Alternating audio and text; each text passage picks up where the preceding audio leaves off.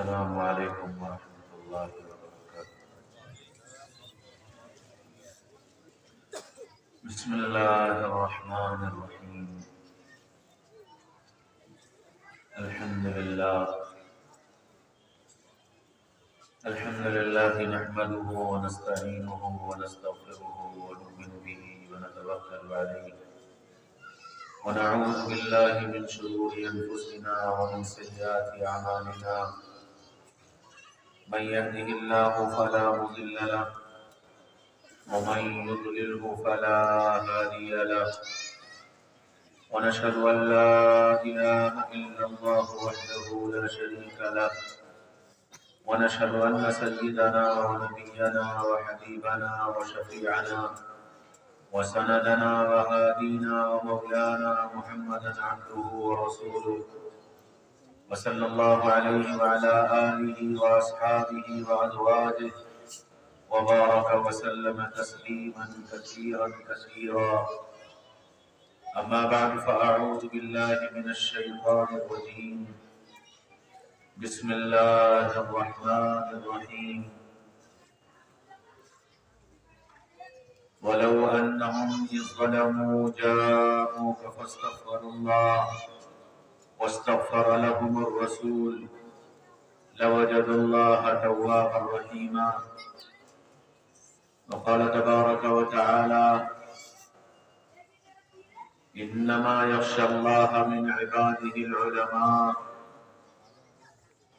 وقال رسول الله صلى الله تعالى عليه وسلم: العلماء ورثة الأنبياء.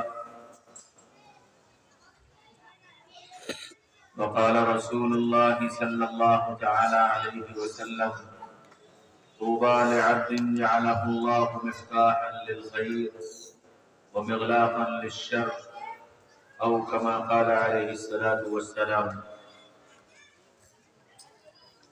قابل قدر، قابل احترام حضرات علماء کرام اور بہت ہی قابل قدر میرے بھائیوں، دوستوں، عزیزوں، بزرگوں اور بڑی امیدوں سے وابستہ میرے پیارے بچوں، اللہ تعالیٰ نے اس دنیا میں الگ الگ صلاحیتوں کے ساتھ انسانوں کو بھیجا ہے،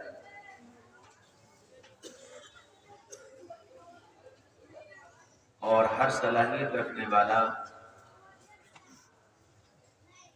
اپنی صلاحیت کے مطابق کام کر رہا ہے۔ ایسا نہیں ہو سکتا کہ سارے کام ایک آدمی انجام دے، اور یہ بھی نہیں ہو سکتا کہ ساری چیزوں کی صلاحیت ایک آدمی کے اندر رکھ دی جائے۔ جب جہاں جیسی ضرورت ہوتی ہے، اللہ تعالیٰ ویسی صلاحیت والے پیدا فرما دیتے ہیں، اور وہ اپنی صلاحیتوں اور محنتوں کی بنیاد پر اس جگہ کی، اس وقت کی اور اس علاقے کی جو ضرورت ہوتی ہے، اس ضرورت کو پورا کر دیتے ہیں۔ اور یہ تکوینی نظام ہے، اور یہ نظام اس وجہ سے ہے کہ سیدنا محمد رسول اللہ صلی اللہ علیہ وسلم جس وقت دنیا سے تشریف لے جا رہے تھے تو اللہ تعالیٰ سے یہ سوال کیا تھا کہ میرے بعد میری امت کا کیا ہوگا؟ تو اللہ تعالیٰ نے اس کے جواب میں یوں کہا تھا کہ میرے محبوب سے یہ کہہ دو کہ میں تمہاری امت کو تنہا نہیں چھوڑوں گا۔ اس لیے ہر زمانے میں، ہر دور میں، ہر طرح کے حالات میں اللہ تعالیٰ ایسے افراد اور ایسی صلاحیت والے پیدا کرتے رہے ہیں اور پیدا کرتے رہیں گے جو اس وقت اور ان حالات میں امت کی ضرورت کو پورا کرنے والے ہوں گے۔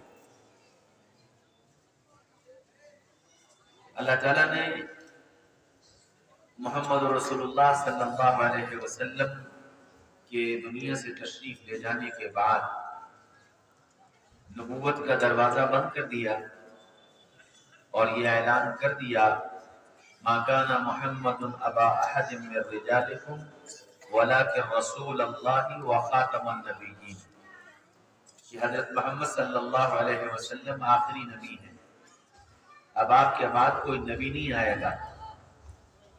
کہ پھر یہ کام کیسے چلے گا؟ تو پھر نبی پاک صلی اللہ علیہ وسلم نے فرمایا العلماء ورثۃ الانبیاء، یہ علماء انبیاء کے وارث ہوں گے۔ اور یہ بات آپ اور ہم خوب اچھی طرح جانتے ہیں، اور یہ ہمارا ایمان ہے کہ انبیاء کامل، اکمل اور مکمل ہوتے ہیں۔ دنیا میں ان سے زیادہ کامل انسان اور ان سے زیادہ اکمل اور مکمل انسان نہ کوئی آیا نہ کوئی آئے گا۔ اور دوسری بات یہ بھی ہم اور آپ جانتے ہیں کہ انبیاء کرام علیہ السلام صرف عبادت سکھانے نہیں آتے تھے، بلکہ انبیاء کرام علیہ السلام انسانوں کو انسانیت اور انسانوں کو اس دھرتی پر زندگی گزارنے کا سلیقہ اور طریقہ سکھانے کے لیے آیا کرتے تھے۔ اور نبی کا کام یہ ہوتا تھا کہ وہ اپنی امت کو، اپنی قوم کو کھانا بھی سکھائے، سونا بھی سکھائے، جاگنا بھی سکھائے، اٹھنا بھی سکھائے، عبادت بھی سکھائے، معاشرت بھی سکھائے، اخلاق بھی سکھائے، معاملات بھی سکھائے، کردار بھی سکھائے، شجاعت بھی سکھائے، دلیری بھی سکھائے، تقوی بھی سکھائے، توکل بھی سکھائے، انابت بھی سکھائے، اخلاص بھی سکھائے، اللہ کی معرفت بھی سکھائے، اور نبی سے محبت اور اللہ کی یاد کی عادت، یہ سب سکھائے۔ ان سب چیزوں کے سکھانے کی ذمہ داری انبیاء کرام علیہ السلام پر ہوا کرتی ہے۔ اور اسی وجہ سے انبیاء کرام علیہ السلام اپنے ساتھ ایک ایسی جماعت چھوڑ کر جاتے تھے جو ان ساری تعلیمات کا مجموعہ لے کر دنیا کے لیے آئیڈیل اور نمونہ ہوا کرتی تھی۔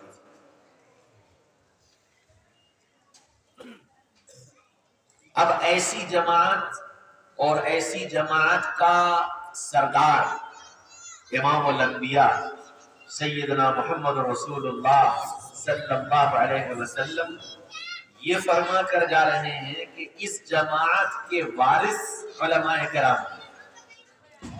العلماء ورثۃ الانبیاء، چونکہ اس مجمع میں علماء بھی موجود ہیں اور آپ سب حضرات بھی موجود ہیں، اس میراث کو سمجھنے میں تھوڑی سی غلطی ہو رہی ہے،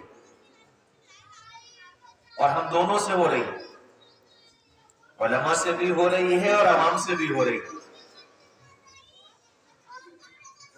ہم علماء نے یہ سمجھا کہ میراث اس کرسی کا نام ہے، مصلی کا نام ہے، منبر کا نام ہے،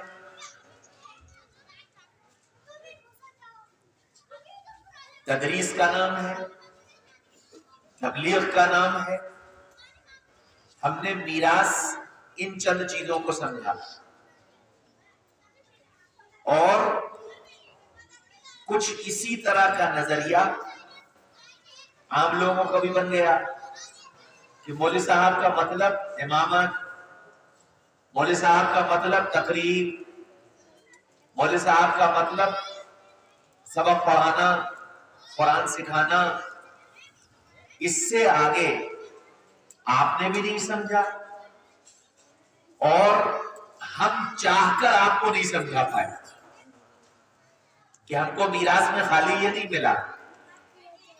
ہم کو جیسے میراث میں یہ کرسی ملی، جیسے میراث میں ہم کو منبر ملا، جیسے میراث میں ہم کو مصلی ملا، ایسے ہی میراث میں ہم کو طائف کے پتھر ملے۔ ایسے ہی میراث میں ہم کو خندق کے موقع پر پیٹ پر پتھر باندھے جانا ملا،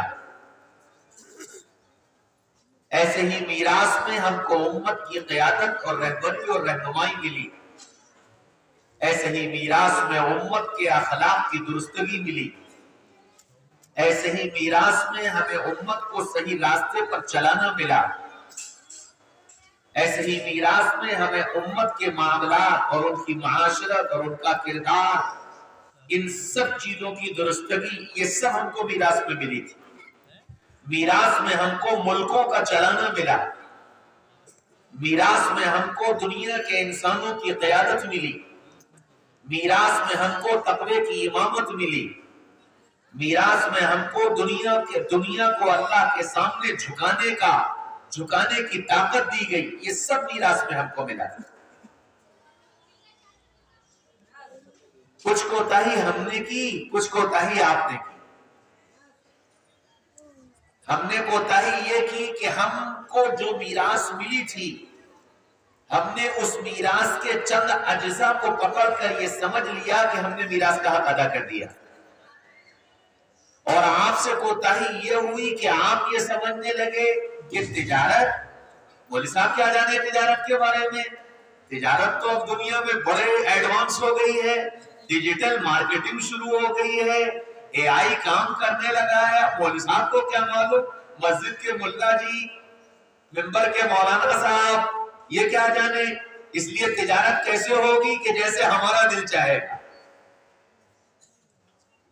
لین دین کیسے کریں گے، مولوی صاحب کیا بتائیں گے اس کے بارے میں۔ لین دین تو آج دنیا میں ٹرانزیکشن مختلف طریقوں سے ہو رہا ہے، تو وہ ٹرانزیکشن مولوی صاحب کو کیا معلوم، ہم جیسے چاہے ٹرانزیکشن کر لیں، چاہے جو لے لیں چاہے جو دے دیں۔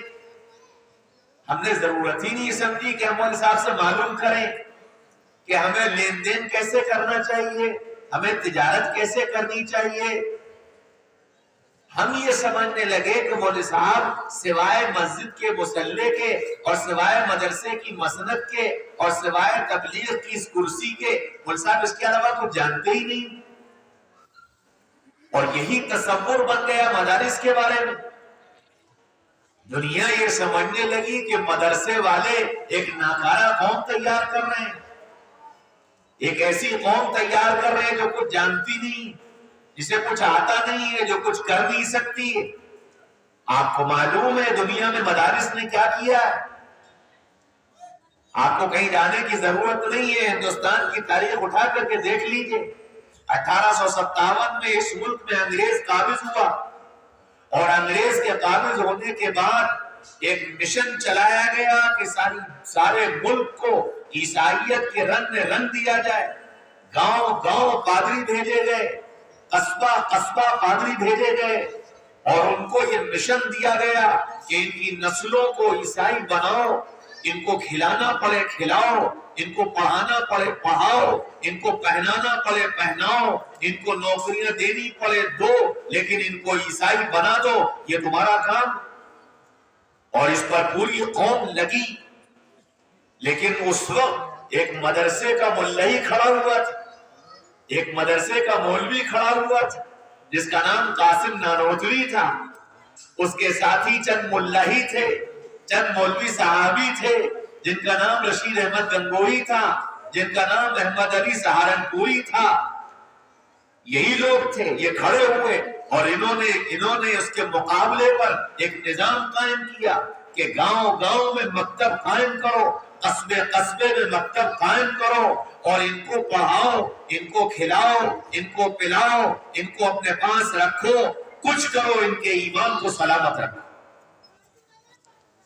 اور ان چند مولویوں کی محنت اور کوشش کے نتیجے میں الحمدللہ پورے ملک کے اندر اور آس پڑوس کے ملکوں کے اندر یہ مکاتب کا جال پھیلا، اور اس کا نتیجہ یہ ہوا کہ الحمدللہ وہ عیسائی مشن پوری طرح سے ناکام ہو گیا، اور وہ یہ سمجھ گئے کہ اب ہم یہاں کی نسلوں کو، آئندہ آنے والی نسلوں کو عیسائیت کی طرف موڑ نہیں پائیں گے۔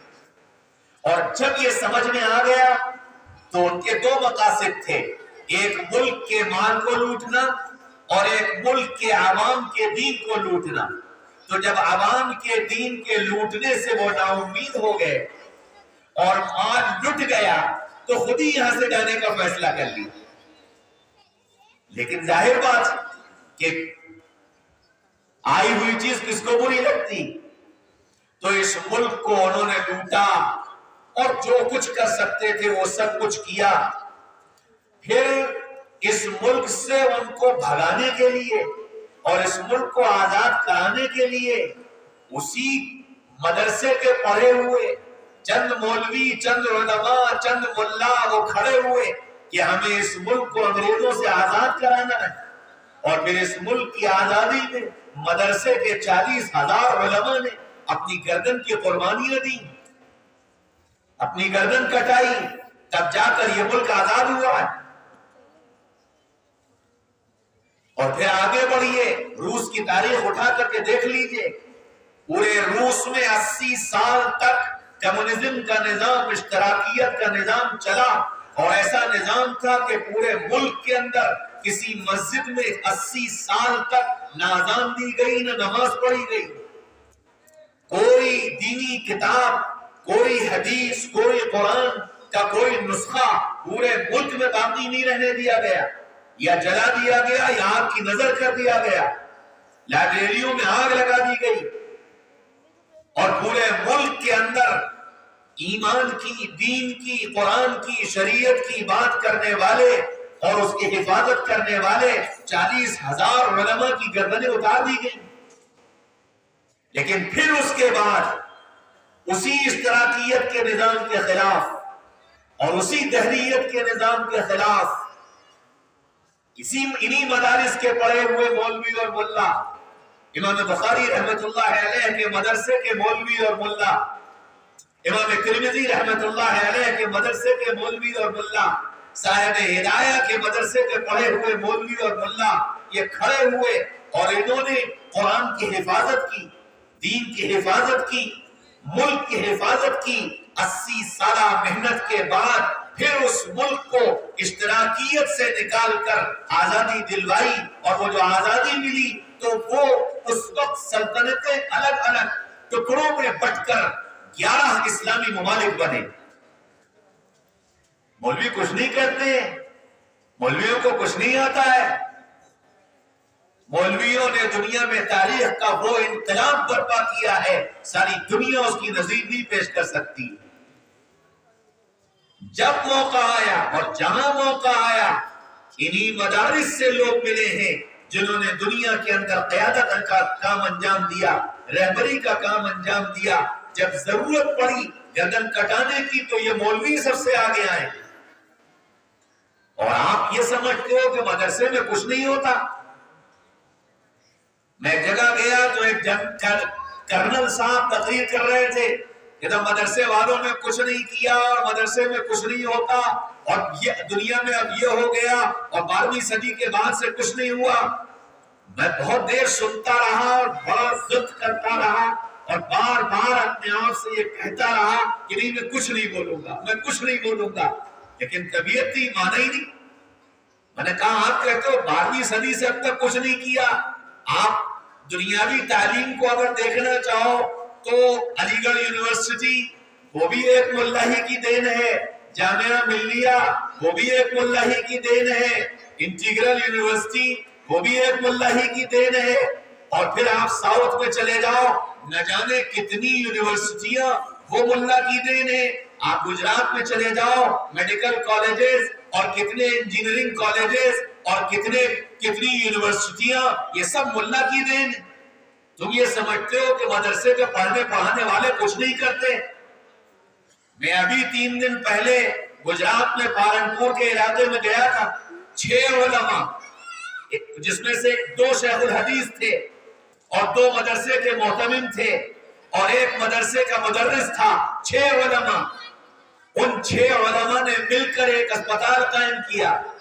مجھے وہ اسپتال دکھانے لے گئے جس میں 25 پرائیویٹ کمرے تھے، 3 جنرل وارڈ تھے، 2 آپریشن تھیٹر تھے، ایکس رے کا نظام تھا، الٹرا ساؤنڈ کا نظام تھا، پوری پیتھولوجی لیب تھی، وہ سارا نظام 6 ملا چلا رہے ہیں، 6 مولوی چلا رہے ہیں. آپ یہ سمجھتے ہو کہ مولوی کچھ کرتے ہی نہیں؟ مسئلہ یہ ہے کہ ایک مینڈک کنویں میں گر گیا اور وہ کنویں کی چہار دیواری میں چکر لگا کر یہ سمجھنے لگا دنیا اتنی بڑی. کسی نے اس کو یہ بتایا میاں اس کے باہر اتنی بڑی دنیا، اتنا بڑا آسمان، اتنی بڑی زمین، اتنے بڑے سمندر، یعنی پاگل ہو، دیوانے ہو، یہی دنیا ہے جس میں میں ہوں. تو ہم اصل میں کنویں کے مینڈک ہیں. ہم اپنے شہر میں چند چیزوں کو دیکھ کر، اپنے گاؤں میں چند چیزوں کو دیکھ کر یہ فیصلہ کر لیتے ہیں پوری امت کا، پوری قوم کا. اللہ تعالیٰ نے محمد رسول اللہ صلی اللہ علیہ وسلم کی یہ جو میراث دی ہے یہ معمولی چیز نہیں ہے. اور الحمدللہ جہاں جو اس دین کے علم کو حاصل کر کے کام کر رہا ہے وہ اپنی اس جگہ کی اس ضرورت کو بخوبی پورا کر رہا. جیسی ضرورت ہوتی ہے اللہ تعالیٰ ویسی صلاحیتیں پیدا کرتے ہیں، ویسی شکلیں بناتے ہیں، ویسے کام وجود میں آ جاتا. میں آپ کے سامنے بیٹھا ہوں، میں بھی مسجد کا ملا ہوں، مدرسے کا پڑھا ہوا ہوں، مدرسے سے فارغ ہوں. اللہ کا شکر ہے میں نے اسکول قائم کیا، انٹر کالج بنایا، ڈگری کالج بنایا. انٹر کالج میں اس وقت 1800 بچے پڑھ رہے ہیں، ڈگری کالج میں اس وقت 450 بچیاں پڑھ رہی ہیں. ہم 4 بھائی ہیں، چاروں مولوی ہیں اور مولوی مل کر کے یہ سارا کام کر رہے ہیں. آپ کیا سمجھتے ہو کہ مولوی کچھ کرتے نہیں؟ اللہ نے وہ صلاحیتیں چھپا رکھی ہیں. میں یقین سے کہتا ہوں آپ جتنے یہاں دنیا کے کاروبار کرنے والے بیٹھے ہیں اور بڑے بڑے کاروبار کرتے ہیں، ماشاءاللہ مراد آباد کو اللہ تعالیٰ نے اس دولت سے نوازا ہے. آپ جتنے بڑے بڑے کاروبار کرنے والے ہو اور ان میں جتنی صلاحیتیں موجود ہیں، میں یقین کے ساتھ کہتا ہوں اس سے زیادہ دنیا کمانے کی صلاحیت یہ اسٹیج پہ بیٹھے ہوئے ان علماء کے اندر بھی ہے. یا آپ سے اچھا کاروبار چلا سکتے ہیں، آپ سے اچھا بزنس کر سکتے ہیں، لیکن انہوں نے اس سب کو قربان کیا ہے اس لیے کہ نبی کی میراث ملی ہوئی. نبی نے اپنی میراث دی اور نبی یہ کہہ کر گئے تھے لم یورثوا دینارا ولا درہما. سنو، ہم نے تم کو دینار و درہم کا وارث نہیں بنایا کہ تم پیسہ کمانے اور پیسہ لگانے میں لگ جاؤ. ہم نے اس لیے تم کو اپنی میراث نہیں دی. ہم نے میراث اس لیے دی ہے کہ تم راتوں کو ایسے روگے جیسے محمد رسول اللہ رویا کرتے تھے. ارزن کا عزیز المرجل، نبی ایسے روتے تھے کہ پاس بیٹھنے والے کو آپ کے سینے سے ایسی آواز آتی تھی جیسے ہانڈی کھول رہی. ہم نے یہ رونے کی میراث تمہیں دی، تم کو امت کے لیے رونا ہے. ہم نے تم کو تقوی کی میراث دی، ہم نے تم کو تعلق مع اللہ کی میراث دی. ہم نے تم کو خود فاقے کر کے امت کو کھلانے کی میراث دی ہے. ہم نے تم کو پریشان ہو کر کے دوسروں کو آسانیاں دینے کی میراث دی ہے. آپ ذرا سوچو کہ ہم 1 لاکھ کمانے والے، 1.5 لاکھ کمانے والے، مولوی صاحب 15,000 کمانے والے، 20,000 کمانے والے، وہ بھی وہ خوش نصیب جن کو مراد آباد جیسا شہر مل جائے. میرا گمان ہے کہ انشاءاللہ یہاں ہر مسجد کے امام کی تنخواہ 20,000 روپے ہوگی.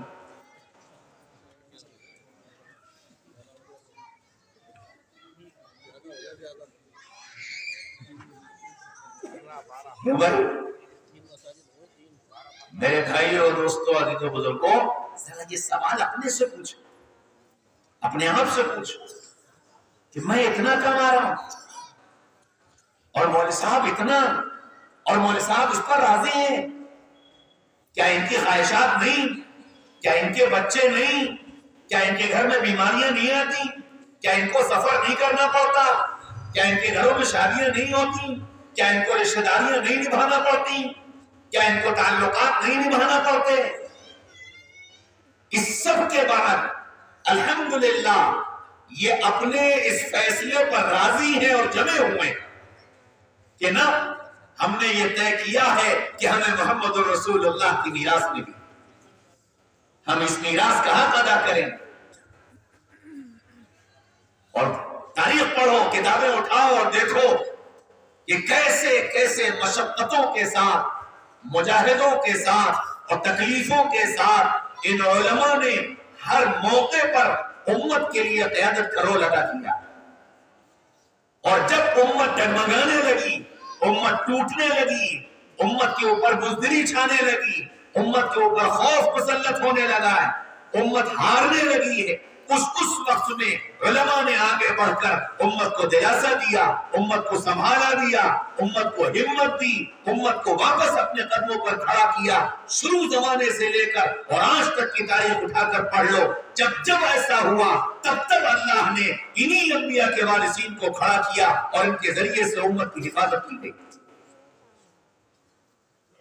اور آپ پلٹو تاریخ کے حالات دیکھو، دنیا کے ساری دنیا میں یہی ہوا کہ اللہ تعالیٰ نے جب ایسے حالات آئے، ایسے ہی بوریا نشینوں کو اٹھایا اور ان کے ذریعے سے کام لیا۔ یہ بات خوب اچھی طرح ذہن میں رکھیں، آپ بھی اور ہم بھی، کہ دنیا کا قانون یہ ہے کہ دنیا کے پیچھے جتنا بھاگو گے یہ اتنا دوڑائے گی، یہ اتنا ذلیل کرے گی، اور جتنا دنیا سے بھاگو گے یہ اتنی قدموں میں آ کر لپٹے گی۔ اور یقین نہیں تو دیکھ لو، جن اللہ والوں نے دنیا کو ٹھکرا دیا، لات مار دی، ان کے پیچھے دنیا ایسی پڑی کہ مرنے کے بعد بھی ان کے قدموں میں دنیا پڑی ہوئی ہے۔ جاؤ دیکھو اجمیر میں، جاؤ دیکھو کلیئر میں، کہ دنیا قدموں میں پڑی ہے۔ کیوں؟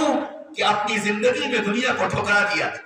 اور الحمدللہ محمد رسول اللہ صلی اللہ علیہ وسلم کے یہ وارثان کچھ ملے نہ ملے، لیکن اس میراث میں اتنا ضرور مل جاتا ہے کہ یہ دنیا پر اپنی رال نہیں ٹھکا، ورنہ دنیا کمانے کے تو دسیوں طریقے ان کے پاس بھی تھے اور بہت دنیا کما لیتے۔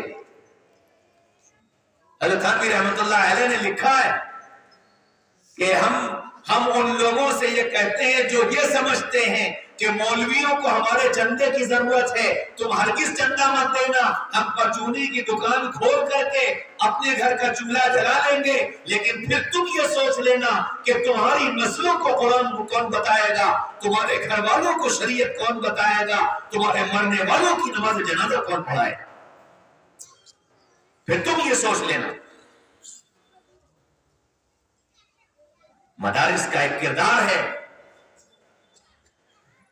اور ہر زمانے میں مدارس نے اپنے اس کردار کو ادا کیا اور علماء نے اس کے حق کو ادا کیا۔ ہم قدر کریں گے، اللہ تعالیٰ نعمتوں میں اضافہ کریں گے، اور ناقدری ہوگی تو اللہ کا معاملہ بالکل صاف کلیئر ہے کہ اگر تم ناقدری کرو گے تو ہم نعمت چھین لیں گے۔ لَإِن شَكَرْتُمْ لَأَزِيدَنَّكُمْ وَلَئِن كَفَرْتُمْ إِنَّ عَذَابِي لَشَدِيدٌ، تم ناشکری کرو گے تو ہمارا عذاب بہت سخت۔ اور پھر اس کے بعد اپنے ایمان کا بچانا،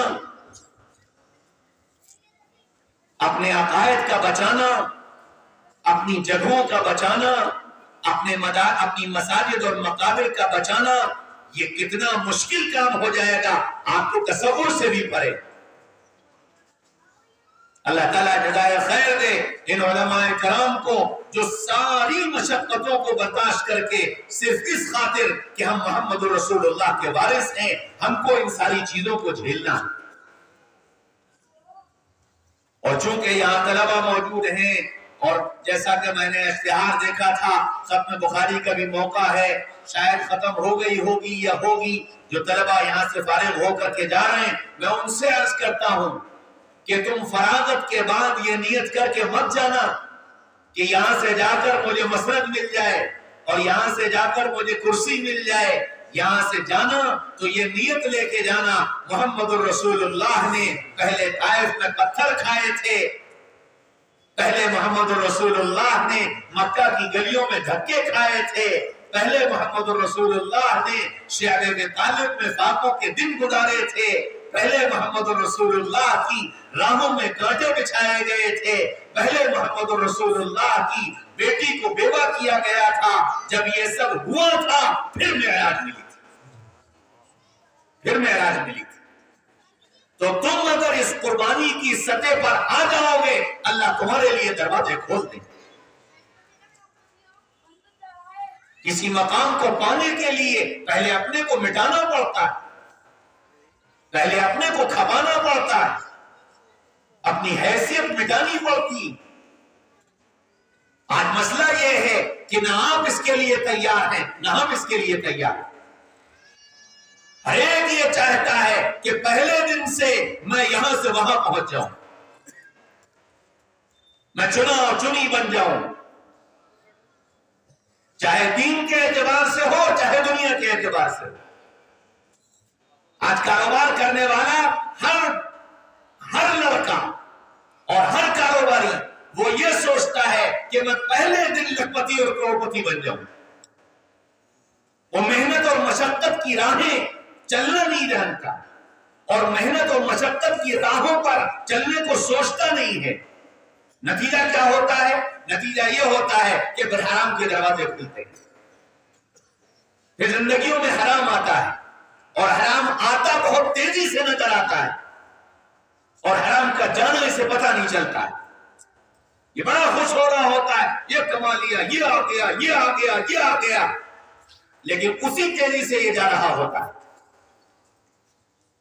ہر چیز کی ایک ترتیب ہے, ایک محنت ہے, اس ترتیب پر محنت کی جائے گی تو مثبت نتائج سامنے آئیں گے, چاہے دنیا کے اعتبار سے ہو اور چاہے دینی اعتبار سے ہو. اس ترتیب پر محنت کرنی پڑے گی, اپنے آپ کو مٹانا پڑے گا. اور دوسری بات یاد رکھو, جیسے دنیا میں ہر انسان کو اپنی جسمانی بیماری کے لیے ڈاکٹر کی ضرورت ہے, بغیر ڈاکٹر کے علاج نہیں کر سکتا, اور اگر کرے گا تو یا تو مرض کو اور بڑھا لے گا یا پھر اس مرض سے چھٹکارا نہیں پا پائے. جس طرح ایک مریض کو ڈاکٹر کی ضرورت ہے, اسی طرح دین کے لیے, آخرت کے لیے, اللہ کا تعلق حاصل کرنے کے لیے, نبی کی محبت پانے کے لیے ہم میں سے ہر ایک کو اپنے لیے دین کے رہنما, دین کے ڈاکٹر اور دین کے معالج کی ضرورت ہے.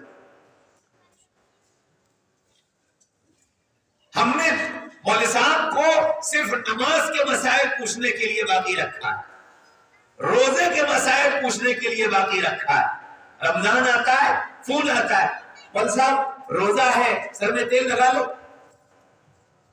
مولوی صاحب روزہ ہے, آنکھ میں سرما لگا سکتے. مولوی صاحب روزہ ہے, ناخن کاٹ سکتے. جیسے روزے میں تم کو ناخن کا کاٹنا ڈر لگتا ہے کہ روزہ نہ ٹوٹ جائے, تیل لگانا ڈر لگتا ہے کہ روزہ نہ ٹوٹ جائے. کیوں؟ اس لیے کہ تم نے اسے عبادت سمجھا ہے, تجارت کو عبادت نہیں سمجھا. اس لیے تجارت کیسے کریں اس کو پوچھنے کی ضرورت نہیں. شادی کو عبادت نہیں سمجھا, شادی کیسے کریں پوچھنے کی ضرورت نہیں. اولاد کی تربیت کو عبادت نہیں سمجھا, تربیت کیسے کریں پوچھنے کی ضرورت نہیں. بیوی کے ساتھ زندگی گزارنے کو عبادت نہیں سمجھا, اس لیے کیسے گزاریں پوچھنے کی ضرورت نہیں. من چاہی تربیت, من چاہا بیوی کے ساتھ سلوک, من چاہا تجارت, من چاہے معاملات, جبکہ ہر قدم پر ہمیں ضرورت تھی کہ ہم معلوم کرتے. جیسے روزے میں معلوم کرتے ہو تیل لگائیں کہ نہ لگائیں، سرما لگائیں کہ نہ لگائیں، ناخن کاٹیں کہ نہ کاٹیں، بال بنوائیں کہ نہ بنوائیں، جیسے روزے میں معلوم کرتے ہو ایسے ہی جب تجارت کے لیے قدم اٹھاؤ تو پوچھو یہ تجارت کریں کہ نہ کریں، ایسے کریں کہ اور کیسے کریں۔ قرآن بتا رہا ہے، لین دین بتا رہا ہے، تجارت بتا رہا ہے۔ احل اللہ البیع وحرم الربا، ہم نے تجارت کو حلال کیا لیکن سود کو حرام کیا۔ میری تجارت میں کب سود داخل ہو گیا پتہ ہی نہیں چلا، اور حلال تجارت حرام بن گئی۔ اب یہ مول صاحب بتائیں گے، پوچھنا پڑے گا۔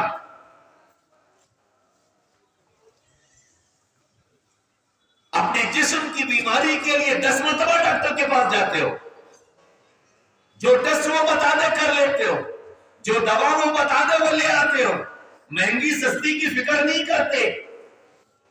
اور مول صاحب اگر ٹیلی فون نہ اٹھائیں، انہوں نے کہا صاحب میں نے آپ کو ٹیلی فون کیا تھا اور نہیں اٹھایا۔ ڈاکٹر سے وقت پوچھ کر جاتے ہیں کہ ڈاکٹر صاحب کس وقت بیٹھیں گے، اور مول صاحب کو رات کو 2 بجے فون کریں گے۔ ایک دن رات کو 2 بجے میرے پاس فون آیا، مول صاحب سو گئے؟ میں نے کہا نہیں، آپ کا انتظار کر رہا تھا، کیا فون کریں گے؟ میں نے پوچھا بھائی کیا بات ہے، کیوں فون کیا؟ کہ کچھ نہیں، چائے کے ہوٹل پہ بیٹھے تھے، بحث ہو رہی تھی کہ جی ممبر جو ہے، ممبر میں 3 سیڑھیاں کیوں ہوتی ہیں، 4 کیوں نہیں ہوتی؟ میں نے کہا میں ابھی مول صاحب سے پوچھے لیتا ہوں، رات کے 2 بجے۔ میرے بھائیوں، دوستوں، عزیزوں، بزرگوں، جب ہم نے ناقدری شروع کی تو اللہ تعالیٰ کی طرف سے شکنجہ کسنا شروع کر دیا، اور ہم تصور بھی نہیں کر پا رہے ہیں کہ یہ ہو کیا رہا۔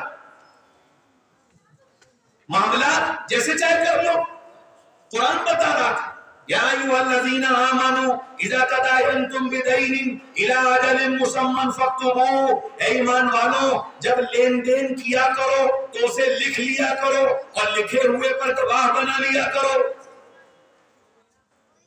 مجھا سے پوچھا لین دین کیسے کریں؟ دوستی جیسے چاہے کر لو، جس سے چاہے کر لو۔ ہماری اور آپ کی زبان میں اپنا الو سیدھا ہونا چاہیے، جس سے چاہے دوستی کر لو۔ حالانکہ قرآن نے بتایا تھا دوستی کس سے کرنا۔ یا ایھا الذین آمنوا اتقوا اللہ وکونوا مع الصادقین، اے ایمان والو اللہ سے ڈرنا، سچوں سے دوستی کرنا اور سچوں کے ساتھ رہنا۔ میں نے دوستی کس سے کی؟ وہ دوست مجھے کہاں لے جا رہا ہے؟ مقولہ ہے الناس علی دین خلیلی، انسان اپنے دوست کے طریقے پر زندگی گزارتا ہے، اور دلیل اس کی آپ بتا دو دنیا میں کون سا بچہ ایسا پیدا ہوا جو ماں کی گود سے سگریٹ پینے کا عادی؟ کون سا بچہ پیدا ہوا جو ماں کی گود سے گٹکا کھانے کا عادی؟ کون سا بچہ پیدا ہوا جو ماں کی گود سے اپنے ماں باپ کا نافرمان؟ یہ عادتیں کہاں سے آئیں؟ کون سی ماں اپنے بچے کو سگریٹ پینا سکھائے گی؟ کون سا باپ اپنے بیٹے کو گٹکا کھانا سکھائے گا؟ لیکن ہو رہا ہے، پتہ چلا کہ دوستوں کے راستے سے آیا۔ دوست کیسا ہے؟ دوست کیا باتیں کریں؟ کبھی پوچھا مول صاحب میری فلاں سے دوستی ہے، میں اس سے کیا باتیں کروں؟ قرآن بتا رہا ہے کیا باتیں کرنا، کیا باتیں نہ کرنا۔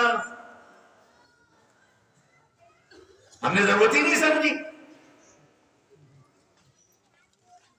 محمد رسول اللہ صلی اللہ علیہ وسلم نے علماء کو وراثت میں ایک مکمل معاشرتی زندگی کا نصاب دیا، مکمل معاملاتی زندگی کا نصاب دیا، مکمل کردار کی زندگی کا ایک نصاب دیا، مکمل میاں بیوی کی زندگی کا ایک نصاب دیا، مکمل بچوں کی تربیت کا ایک نصاب دیا، جو علماء کو سکھایا جاتا ہے۔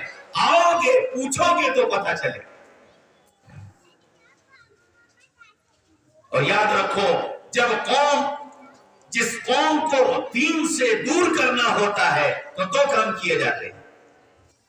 جس قوم کو ان کے مذہب سے اور ان کے دین سے دور کرنا ہوتا ہے تو دو کام کیے جاتے ہیں. پہلا کام ان سے ان کی زبان چھینی جاتی ہے، ان سے ان کی زبان چھینی جاتی ہے، اور دوسرا کام ان کو ان کے علماء سے بدزن کیا جاتا ہے.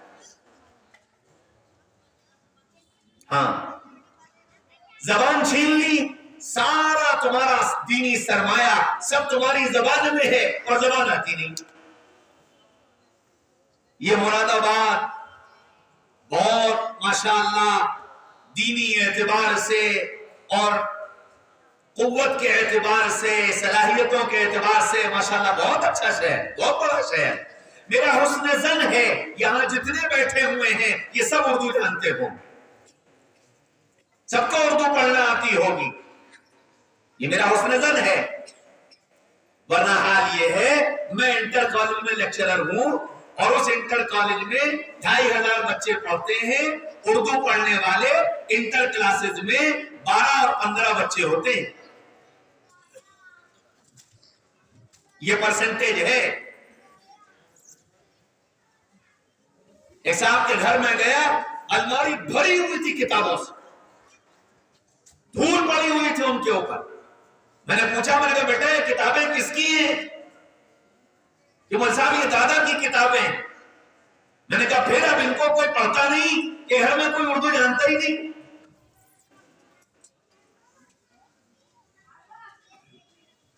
سب سے پہلی چیز جس قوم کو مٹانا ہوتا ہے اس قوم سے اس کی زبان چھینی جاتی ہے. کس طرح آہستہ آہستہ زبان چھن گئی ہمیں پتہ ہی نہیں چلا. اور یہ زبان اس لیے چھنی کہ ہم نے یہ سمجھا تھا کہ مسجد، مدرسہ، مکتب، مولوی، ملا ان کے پاس کچھ نہیں ہے، چلو کانوینٹ میں، چلو سینٹ جوزف میں، چلو سینٹ میری میں، چلو فلاں جگہ، چلو فلاں جگہ. نتیجہ یہ ہوا کہ وہ ابا کو ابا کہنا بھول گیا، ڈیڈی کہنا اسے یاد رہ گیا. وہ امی کو اماں کہنا بھول گیا، اس کو موم یاد رہ گیا. اس کو سلام بھول گیا، اس کو گڈ مارننگ یاد رہ گیا. اور اس پر فخر محسوس ہوا، میرا بیٹا انگلش بولتا ہے، اس کو فخر کی چیز سمجھا. یقینی بات ہے، غلط نہیں، بہت اچھی بات. زبانیں آنا چاہیے، زبانیں سیکھنا چاہیے، لیکن زبانوں کے سیکھنے کا مطلب یہ نہیں ہے کہ اپنی تہذیب کو چھوڑو، اپنے تمدن کو چھوڑ دو، اپنے طور طریق بھول جاؤ، اپنا طرز زندگی بھول جاؤ. زبانوں کے سیکھنے کا یہ مطلب نہیں. ہم تو دنیا میں قائد بنا کر بھیجے گئے تھے، صرف علماء قائد نہیں تھے. تم خیر امت، قرآن کہہ رہا تم بہتر ہو، تم قائد ہو، تم رہبر ہو، تم رہنما ہو. پوری امت کی ذمہ داری یہ تھی کہ ساری انسانیت کو صحیح راستہ دکھانے کے لیے یہ امت قائد بن کر آگے کھڑی ہوتی. یہ امت دنیا کے پیچھے چلنے نہیں آئی تھی، یہ دنیا کو اپنے پیچھے چلانے کے لیے آئی تھی. یہ امت دوسروں کے رنگ میں رنگ جانے کے لیے نہیں آئی تھی، یہ امت دوسروں کو اپنے رنگ میں رنگنے کے لیے آئی تھی. لیکن افسوس ہم اپنا منصب بھول گئے، ہمیں یاد ہی نہیں رہا. جو کام نہ کرنے کے تھے ہم سب اس میں لگ گئے. آج کوئی شادیاں دیکھ لے ہماری، ایک شادی پہ لاکھوں بلکہ کروڑوں روپیہ خرچ ہو رہا. اور اسی کروڑوں روپیہ خرچ کرنے والے سے یہ کہو کہ اس وقت ملت کی، قوم کی، امت کی، دین کی یہ ضرورت ہے، اس ضرورت میں تمہارے مال کی ضرورت ہے، تو اس کے کہتا ہے کہ کیا بتائیں، حالات بڑے خراب چل رہے ہیں. آپ کو معلوم نہیں ہے 50% ٹیرف لگ گیا، سارا ایکسپورٹ چوپٹ پڑا ہوا ہے. ہاں ہم ملا ہے لیکن جانتے ہیں تھوڑا تھوڑا. میرے بھائیوں، دوستوں، عزیزوں، بزرگوں، اللہ تعالیٰ نے ہم کو قائد بنایا، اور خالی علماء قائد نہیں، آپ قائد، آپ رہبر، آپ میں سے ہر ایک کو دنیا کے سامنے نمونہ بن کر اپنی زندگی پیش کرنی۔ مکہ مدینہ منورہ میں ایک گاؤں کا رہنے والا آیا اور ایک صحابی کھڑے تھے، ان سے پوچھنے لگا اسلام کیا ہے، اسلام کیا ہے؟ تو ان صحابی نے ایک دوسرے صحابی کی طرف اشارہ کیا، اسلام وہ کھڑا، اسلام وہ کھڑا۔ کہ کیا مطلب؟ کہ جو وہ کرے وہ اسلام، جو وہ کرے وہ اسلام۔ آج ہم میں سے کتنے ایسے ہیں جن کو ہم یہ کہہ سکیں کہ یہ ہے ایمان والے، جو یہ کرے وہ اسلام۔ نبی کی بات نہیں تھی، وہ نبی کی بات نہیں تھی، وہ امتی کی بات تھی۔ ایک امتی دوسرے امتی کے لیے کہہ رہا تھا یہ ہے اسلام۔ میرے بھائیوں، دوستوں، عزیزوں، بزرگوں، ہم نے اس اسلام کو بھلا دیا۔ ہم نے جتنا اسلام ہمارے ماڈل میں سیٹ ہوا اتنے اسلام کو ہم نے اختیار کر لیا، اور جو ہمارے ماڈل میں سیٹ نہیں ہوا اس اسلام کو ہم نے کنارے لگا دیا، اور اگر بھائی یہ نہیں، یہ والا اسلام نہیں۔ ایک آدمی گیا، وہ گودنے والے ہوتے ہیں، ٹیٹو گودتے ہیں جو ہاتھ، تو ان کے پاس گیا، کہنے لگا کہ جی میری پیٹھ پہ شیر کا ٹیٹو بنا دو۔ بہت اچھا۔ اب وہ سوئی لے کے بیٹھا اور اس نے جیسے ہی گودنا شروع کیا، پوچھا کیا بنا رہے ہو؟ کہنے جی شیر کی دم بنا رہا ہوں۔ کہنے جی شیر بغیر دم کا بھی ہوتا ہے، دم مت بناؤ۔ اچھا جی دم نہیں بنائیں گے۔ پھر دوبارہ اس نے گودنا شروع کیا، کیا بنا رہے ہو؟ کہ جی شیر کا کان بنا رہا ہوں، کہ کٹے ہوئے کان کا بھی شیر ہوتا ہے، کان مت بناؤ۔ اچھا صاحب کان نہیں بنائیں گے۔ تو پھر گودنا شروع کیا، کیا کر رہے ہو؟ کہ جی شیر کا پیر بنا رہا ہوں۔ میں کہا بھئی ایک پیر کے بغیر بھی شیر ہوتا ہے، میں کہا ایک پیر کے بغیر شیر بنا دو۔ کہا جی بہت اچھا۔ اس نے پھر گودنا شروع کیا، میں نے کہا بھئی آپ کیا بنا رہے ہو؟ کہ جی شیر کا ماتھا بنا رہا ہوں۔ کہ نہیں ماتھا نہ بناؤ، بس خالی آنکھ اور ناک اور کان بنا دو۔ میں نے کہا بھائی پھر شیر بنوانے کی ضرورت ہی کیا ہے؟ تو بس یہی حال ہمارا کہ جب دین سامنے آیا، میں نے کہا بھائی نہیں، یہ والا دین نہیں، یہ والا دین نہیں، یہ والا دین نہیں، یہ والا دین نہیں، یہ جو میرا ماڈل ہے اس میں جو دین فٹ ہوتا ہے وہ والا دین دے دو۔ اب وہ دین جہاں مل جائے، وہ انجینئر صاحب کے پاس مل جائے تو ان سے لے لو، ڈاکٹر صاحب کے پاس مل جائے تو ان سے لے لو، فیس بک پہ مل جائے تو اس سے لے لو، یوٹیوب پہ مل جائے تو اس سے لے لو۔ اب اگر جو صحیح دین بتانے والے ہیں انہوں نے کہا بھائی یہ تم نے کیسا دین لیا ہے، نہ اس کی ٹانگیں، نہ اس کی دم، نہ اس کے کان، نہ اس کے پیر، مگر نہیں صاحب یہ میرے سانچے میں فٹ ہے۔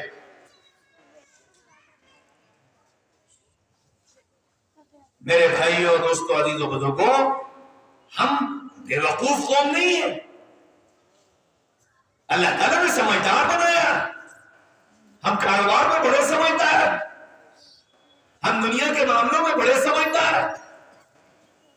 آج تک کوئی مجھے بتا دے کہ دنیا میں کوئی آدمی بے وقوف سے بے وقوف بخار آیا ہو اور اپنے بخار کی دوا انجینئر صاحب سے لینے گیا،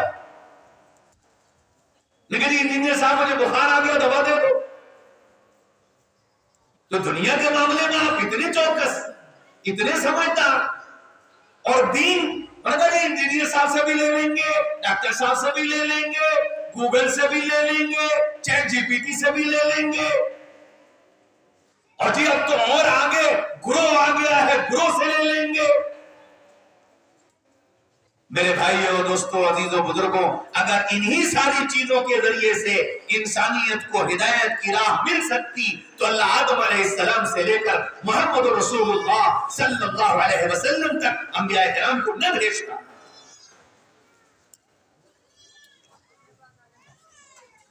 اس لیے سوچ سمجھ کر فیصلہ کرنے کی ضرورت ہے۔ ہم کیا کر رہے ہیں؟ ہم اپنی نسل کو کہاں لے جا رہے ہیں؟ آج میرا اور آپ کا رشتہ دین سے بس اتنا رہ گیا ہے، وہ میرا خالہ بھائی ہے، وہ سی اے ہے، تو وہ یہ کہتا ہے کہ آج ہم کو بھیا کہتے ہیں بھیا آج کل کا مسلمان اور آج کل کا دین نماز سے شروع ہو کر سلام پہ ختم ہو جاتا ہے۔ میں نے کہا جی ہم نماز پڑھتے ہیں اور السلام علیکم کہتے ہیں، جواب میں وعلیکم السلام کہتے ہیں، ہم پکے دیندار، بس یہ ہے پورا دین کا خلاصہ، اور اتنے ہی دین پہ ہم راضی بھی ہیں کہ یہ ماشاءاللہ 5 وقت کے نمازی ہیں، ماشاءاللہ رشتہ ہوتا ہے مطلب کہ لڑکا کیسا، الحمدللہ 5 وقت کا نمازی، ختم۔ اب اس کے آگے معاملات کیسے ہیں، اخلاق کیسے ہیں، معاشرت کیسی ہے، اس کا مزاج کیسا ہے، اس سب کو دین سمجھے ہی نہیں۔ حلال اور حرام کی تمیز ہے کہ نہیں، چھوٹے اور بڑوں کا ادب ہے کہ نہیں، دین کی تحقیر تو نہیں ہے، ان سب چیزوں کو دین نہیں سمجھا۔ تھوڑا سا آگے بڑھے تو کیا کہتے ہیں، ماشاءاللہ قرآن پڑھا ہوا ہے، پڑھتا ہے کہ نہیں؟ ہاں میرے بھائیوں دوستوں عزیز بزرگوں، ایسے رشتے کمزور ہوئے ہیں، اتنے رشتے کمزور ہوئے، یہ اتنا بڑا مجمع بیٹھا ہے، میں آپ سے سوال نہیں کرتا، میں آپ سے ہاتھ نہیں اٹھواتا، لیکن ایک بات میں آپ سے کہہ رہا ہوں اور اپنے آپ سے پوچھ لینا، مجھ سے مت اس کا جواب مجھے مت دینا، اپنے آپ سے پوچھ لینا، یہ اتنا بڑا مجمع بیٹھا ہے، اس میں کتنے آدمی ایسے ہیں جنہوں نے آج اپنے بچوں سے یہ پوچھا کہ تم نے آج کا قرآن پڑھا؟ یہ سارا مجمع بیٹھا ہے، کتنوں نے پوچھا آج کا قرآن پڑھا؟ کتنوں نے یہ پوچھا آج اللہ سے کچھ مانگا؟ آج دکان نہیں گئے، آج ٹیوشن نہیں گئے، آج اسکول نہیں گئے، آج فیکٹری نہیں گئے، آج آفس نہیں گئے، آج کیوں چھٹی کر لی، آج کیوں یہ کام نہیں کیا، آج قرآن کیوں نہیں پڑھا، آج دعا کیوں نہیں مانگی؟ یہ سوال ہی نہیں، کیوں؟ اس لیے کہ رشتہ ہی کمزور ہو گیا، اور رشتہ کمزور ہونے کی وجہ یہ ہے کہ قرآن میری اور آپ کی سب کی نگاہ میں ثواب کی کتاب ہے، ثواب ملے گا، قرآن پڑھیں گے ثواب ملے گا، نہیں پڑھیں گے تو نہیں ملے گا۔ سبحان اللہ، الحمدللہ، لا الہ الا اللہ، اللہ اکبر پڑھ لیا تو ثواب مل گیا، نہیں پڑھا تو نہیں ملا۔ تھوڑا سا آگے بڑھے تو برکت کی کتاب ہے، تو ثواب کی ضرورت کب پڑتی ہے؟ کیا بھائی ثواب کی ضرورت کب پڑتی ہے؟ ارے بولو نا یار، جب کوئی مر جائے، ابا مر گئے ثواب کی ضرورت ہے، اماں مر گئی ثواب کی ضرورت ہے، تو کیا کہتے ہیں کہ جی ابا کا انتقال ہو گیا ہے، قرآن خوانی ہوگی، اعلان ہوتا ہے نا، کیوں؟ ثواب کی کتاب ہے، ابا مر گئے ہیں، ثواب کی ضرورت ہے، آ جاؤ قرآن پڑھ دو، وہ بھی دوسروں سے، خود نہیں، بل صاحب بچوں کو بھیج دیجئے گا، قرآن خوانی ہے، مدرسے کے بچے قرآن پڑھیں گے اور میں بیٹھ کر ریل دیکھوں گا،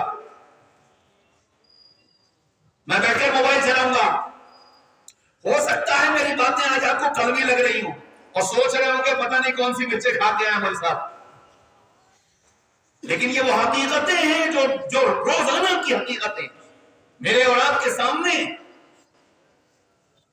قرآن برکت کی کتاب ہے، برکت کی ضرورت کب پڑتی ہے؟ جب نیا مکان بنایا، جب دکان کھولی، جب فیکٹری بنائی، انہوں نے کہا جی نئی دکان کھلی ہے قرآن خوانی ہوگی، مکان کا افتتاح ہے قرآن خوانی ہوگی، کیوں؟ ہم دیندار ہیں، اس لیے مکان میرا قرآن یہ پڑھیں گے، فیکٹری میری قرآن یہ پڑھیں گے، اور برکت میں لوں گا، سبحان اللہ، واہ جی واہ، کھانا آپ کھاؤ پیٹ میرا بھر جائے، یہ کون سی سائنس ہے؟ ابھی سائنس نے اتنی ترقی نہیں کی، اگر مراد آباد والوں نے کر لی ہو تو بات الگ کہ کھانا آپ کھا لو پیٹ میرا بھر جائے۔ میرے بھائیوں دوستوں عزیزوں بزرگوں، ہمارا رشتہ اس لیے کمزور ہو گیا، ہم نے قرآن کو اپنی زندگی سے جوڑ کر نہیں دیکھا کہ قرآن میری زندگی کی ایک گائیڈ بک تھی جو مجھے یہ بتا رہا تھا قرآن کہ تم اپنے گھر میں کیسے رہو گے، اپنی بیوی کے ساتھ کیسے رہو گے، اپنے ماں باپ کے ساتھ کیسے رہو گے، اپنی اولاد کی تربیت کیسے کرو گے، اپنا کاروبار کیسے کرو گے، گھر سے باہر کیسے نکلو گے، رات کیسی گزارو گے، دن کیسا گزارو گے، تنہائی کیسی ہوگی، دوستی کیسی ہوگی، معاملات کیسے ہوں گے، معاشرت کیسی ہوگی، سب کچھ تو بتایا تھا قرآن نے۔ لیکن اس قرآن کے پیغام کو نہ ہم سننے کو تیار، نہ سمجھنے کو تیار۔ کیا کہتے ہیں کہ جی عربی آتی نہیں۔ سبحان اللہ، آپ اردو بولنے والے، آپ کی بیوی اردو بولنے والی، بچہ انگلش بولتا ہے، کیوں؟ اس لیے کہ آپ نے چاہا کہ بچہ انگلش بولے اور بچہ بولنے لگا، بچہ بولنے لگا۔ اگر کسی اور اچھے اسکول میں آپ پہنچ گئے جہاں یہ بھی شرط ہوتی ہے کہ جی آپ کے بچے کا داخلہ جب ہوگا جب پیرنٹس بھی انگلش بول رہے ہوں، تو پھر ظاہر بات ہے کہ پھر آپ بھی انگلش بولنا سیکھ جاتے ہیں، کیونکہ آپ کو اپنے بچے کو اس اسکول میں پڑھانا ہے۔ تو جب ہم انگلش بول سکتے ہیں، انگلش سیکھ سکتے ہیں اپنے کاروبار کے لیے، ہندی آپ کی مادری زبان نہیں، آپ ہندی سیکھ لیتے ہیں، آپ ہندی پڑھتے ہیں، ہندی لکھتے ہیں، ہندی جانتے ہیں، پھر عربی کیوں نہیں سیکھ سکتے؟ عربی کیوں نہیں پڑھ سکتے؟ اس لیے کہ آپ نے چاہا نہیں، اس کو اپنی ضرورت نہیں سمجھا۔ انگلش ضرورت تھی تو آ گئی، ہندی ضرورت تھی تو آ گئی، میتھ ضرورت تھی تو آ گئی، سارا حساب کتاب انگلیوں پر۔ کیوں؟ آپ نے اس کو اپنی ضرورت سمجھا، قرآن کی زبان کو اپنی ضرورت نہیں سمجھا۔ یہ مدرسے والے ملا جی، مولوی صاحب، یہ چاہتے ہیں کہ ہماری زندگی قرآن پر آ جائے، قرآن والی زندگی امت میں زندہ ہو جائے، یہ چاہتے ہیں، یہ اس کی رٹ لگائے رہتے ہیں، یہ اس کے لیے خوشامد کرتے رہتے ہیں، یہ اسی کے لیے ڈانٹتے بھی ہیں، یہ اسی کی دعوت بھی دیتے ہیں۔ ان کی غلطی ہے تو اب کیا کہتے ہیں؟ ارے مولوی صاحب سمجھا کرو اس وقت کے حالات، آپ دیکھ نہیں رہے ہو کیسے حالات ہیں؟ تو ہم مولوی صاحب کو بالکل سمجھتے ہیں۔ میرے بھائیوں، دوستوں، عزیزوں، بزرگوں، رشتے کی کمزوری قرآن سے، پھر ایسے ہی رشتے کی کمزوری محمد رسول اللہ سے۔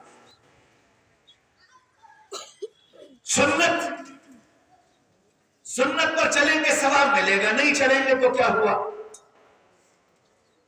پانی کھڑے ہو کے پی لو، پانی بیٹھ کے پی لو، کھانا کھڑے ہو کے کھا لو، کھانا بیٹھ کے کھا لو، لباس جو چاہے پہن لو، بال جیسے چاہے بنا لو، چہرہ جیسا چاہے کر لو۔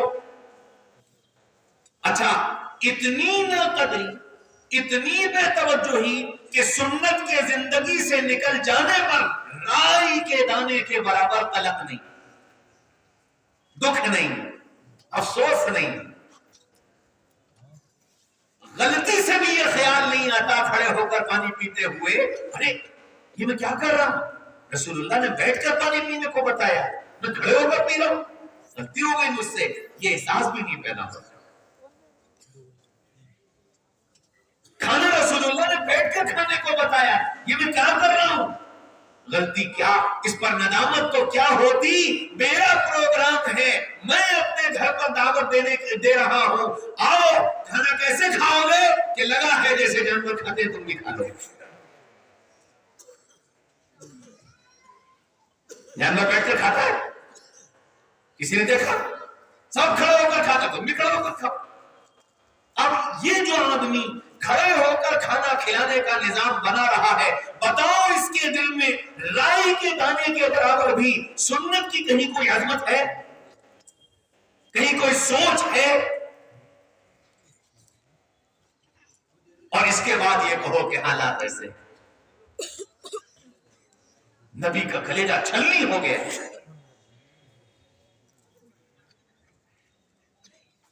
صبح سے لے کر شام تک ہر گھر سے سنت کے جنازے نکل رہے ہیں، ہر گھر سے، اور احساس تک نہیں ہو رہا کہ یہ کیا ہو رہا۔ میرے بھائیوں، دوستوں، عزیزوں، بزرگوں، اس لیے ہم کو یہ سمجھنا پڑے گا کہ اللہ تعالیٰ نے ہر آدمی کے اندر ایک صلاحیت رکھی ہے، اس صلاحیت کا صحیح استعمال اگر ہو گیا تو یہ نہ جانے کہاں سے کہاں اور کیا سے کیا کر ڈالے۔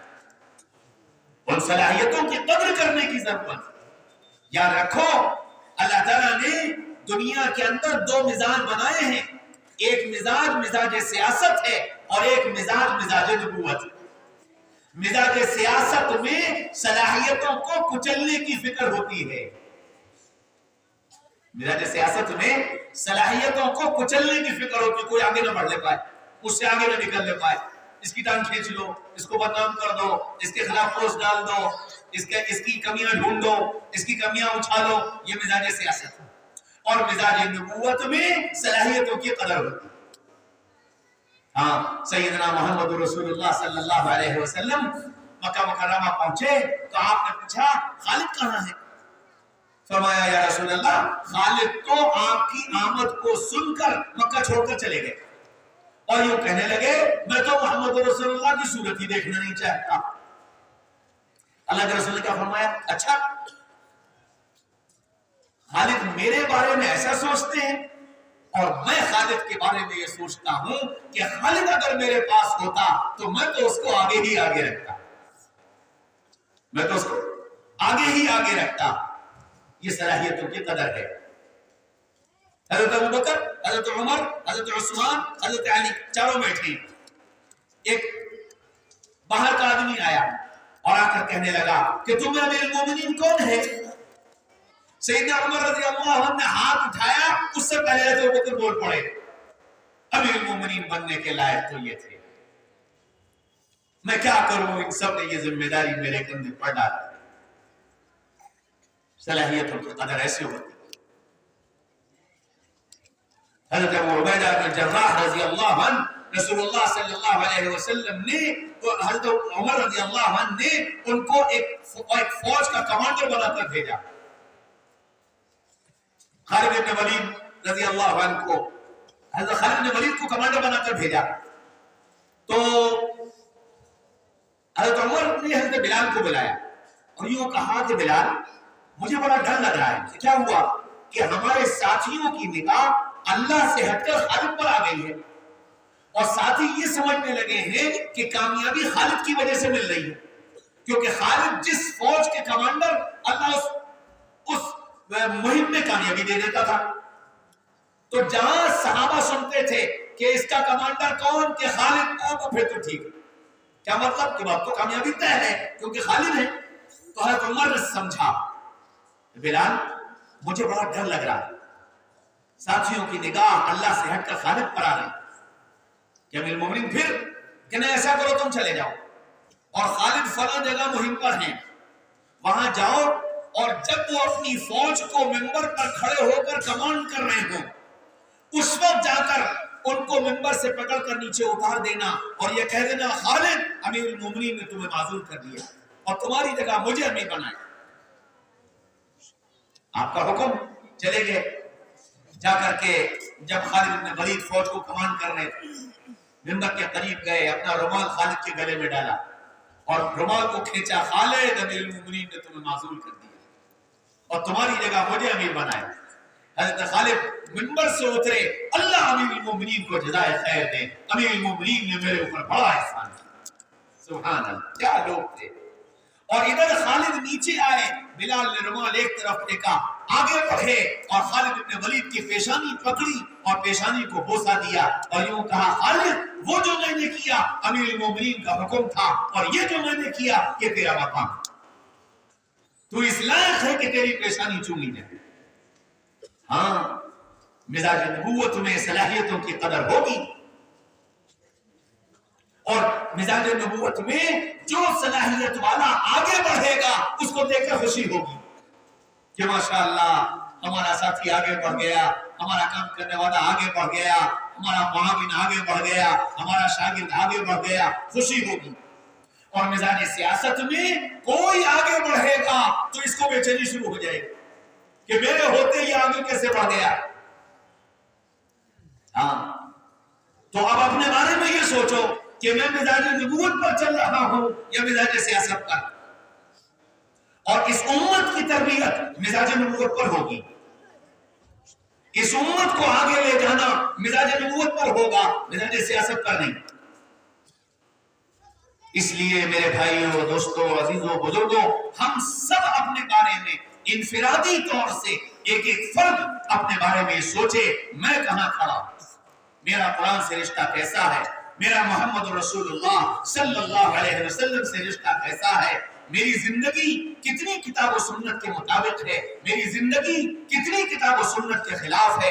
ان ساری چیزوں پر نگاہ رکھ کر، اپنے آپ کو تابع بنا کر، اپنے آپ کو مریض سمجھ کر، اپنے آپ کو معالج کے حوالے کر کے اگر ہم چلتے رہے تو اللہ منزل تک پہنچا دے۔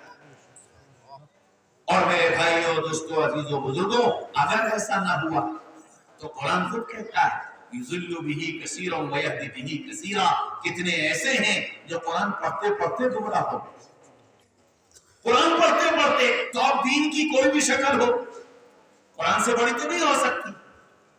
قرآن کہہ رہا ہے کہ قرآن پڑھتے پڑھتے گمراہ ہو گئے، اور کتنے ایسے ہیں جو قرآن پڑھتے پڑھتے ہدایت پا گئے۔ کیا قرآن پڑھتے پڑھتے گمراہ وہ ہوگا جو اپنے آپ کو کسی کے تابع نہیں کرے گا؟ کیوں قرآن نے حکم دیا وَاتَّبِعْ سَبِيلَ مَنْ أَنَابَ إِلَيَّ، کہ تم اگر کامیابی چاہتے ہو تو انابت کرنے والے، اللہ کے سامنے رونے دھونے والے، اپنے آپ کو ان کے تابع کر لو، ان کو اپنا ڈاکٹر مان لو، اپنے آپ کو ان کے حوالے کر دو۔ آج امت یہ سبق بھول چکی ہے، یہ سبق اسے یاد نہیں کہ ہمیں کسی کے تابع ہو کر چلنا ہے۔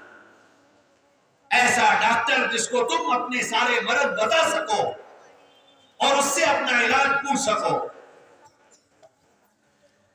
آج تو بیعت بھی ایک اسٹیٹس سمبل بن گیا ہے، بیعت جو ہے وہ اسٹیٹس سمبل ہے کہ جی آپ کا تعلق کس سے ہے، کہ میرا تعلق پیر ذوالفقار صاحب رحمۃ اللہ علیہ سے، یہ آپ کا تعلق کس سے ہے، حضرت مولانا سعد صاحب سے، اور وہ سعد صاحب سے مسافہ نہیں ہوگا زندگی میں، بیعت کا تعلق ان سے ہے۔ کب مرض بتاؤ گے، کب بیماریاں بتاؤ گے، کب ان سے علاج دو گے، کب اپنے روزانہ کی حال کی خبر دو گے؟ ڈاکٹر ایسا چنو جس کو حال بتا سکو، جس سے علاج پوچھ سکو اور دوا کے ری ایکشن بتا سکو۔ ہاں بعض مرتبہ ڈاکٹر دوا دیتا ہے، دوا کا ری ایکشن ہو جاتا ہے، ایسی روحانی دوائیں بھی ہوتی، 4 مہینے لگائے ری ایکشن ہو گیا، اب کس کو بتائے گا؟ 6 مہینے لگائے ری ایکشن ہو گیا، کس کو بتائے گا؟ ری ایکشن تو ری ایکشن ہے، کبھی بھی ہو جائے، کسی کو ہو جائے، مالش کی ضرورت پڑے گی۔